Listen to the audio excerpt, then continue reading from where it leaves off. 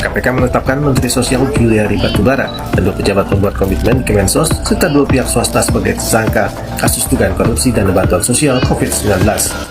Definisi korupsi secara gamblang sudah dijelaskan dalam 13 pasal pada Undang-Undang Nomor 31 Tahun 1999 yang diubah ke dalam Undang-Undang Nomor 20 Tahun 2001 tentang pemberantasan korupsi.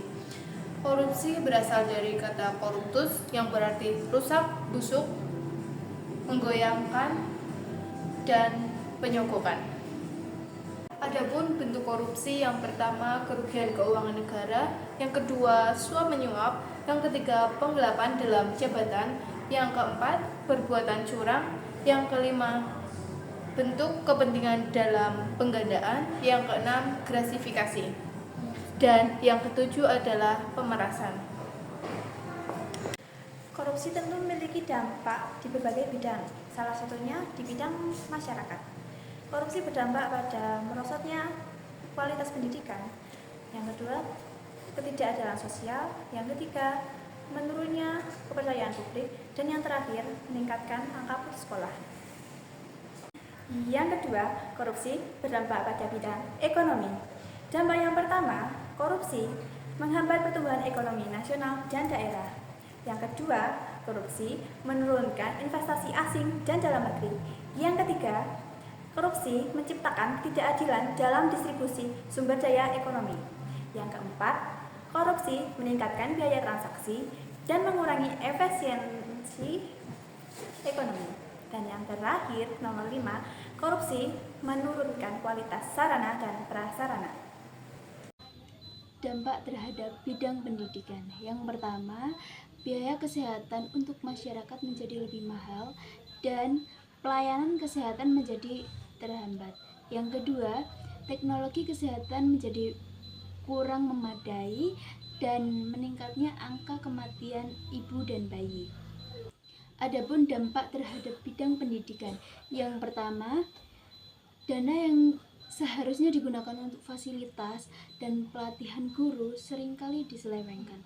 Dan yang kedua, korupsi menciptakan kesenjangan akses pendidikan. Anak dari keluarga kaya lebih memadai dan mendapatkan pendidikan berkualitas dibandingkan yang kurang mampu. Yang selanjutnya adalah dampak korupsi di bidang sosial. Dampak korupsi di bidang sosial adalah memperburuk kemiskinan dan ketimpangan sosial, kemudian mengurangi akses masyarakat terhadap pelayanan publik yang berkualitas. Melemahnya kohesi sosial dan kepercayaan masyarakat pada pemerintahan mendorong praktik diskriminasi dalam pemberian layanan, dan yang terakhir adalah korupsi dapat meningkatkan angka kriminalitas.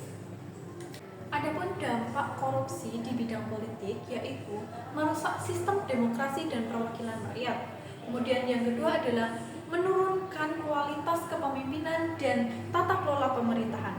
Yang ketiga adalah menghalangi proses pengambilan kebijakan yang transparan dan akuntabel. Kemudian adalah kepentingan rakyat dikesampingkan demi kepentingan pribadi para koruptor. Dan yang terakhir adalah pembangunan terhambat karena anggaran negara yang seharusnya digunakan untuk kepentingan publik justru diselewengkan. Yang terakhir yaitu dampak korupsi bagi psikologis. Yang pertama yaitu menurunnya motivasi dan semangat produktivitas. Yang kedua, menciptakan sikap apatis atau sikap yang mencerminkan kurangnya perhatian terhadap perasaan dan masalah orang lain. Yang ketiga, mendorong terjadinya perilaku koruptif di tingkat masyarakat. Yang keempat, yaitu melemahnya moral dan etika sosial. Dari semua dampak yang ada, dapat disimpulkan bahwa korupsi merupakan penyakit sistematik yang merusak berbagai aspek kehidupan masyarakat. Untuk menanggulanginya, diperlukan komitmen bersama dari pemerintah, lembaga penegak hukum, dan seluruh elemen masyarakat melalui pendekatan, pencegahan, penindakan, dan pembangunan kultur anti korupsi. Merusak bangsa ini, membuat pelayanan publik menjadi kacau, akses pendidikan yang tidak merata, merusak iklim investasi dan menyebabkan ekonomi biaya tinggi.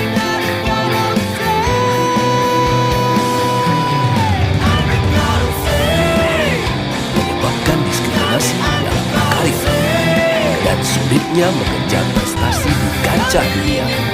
Karena itu, mari kita semua bersatu untuk memutus mata rantai korupsi dan gratifikasi. Jadilah pahlawan integritas dan hapuskan diskriminasi akibat korupsi.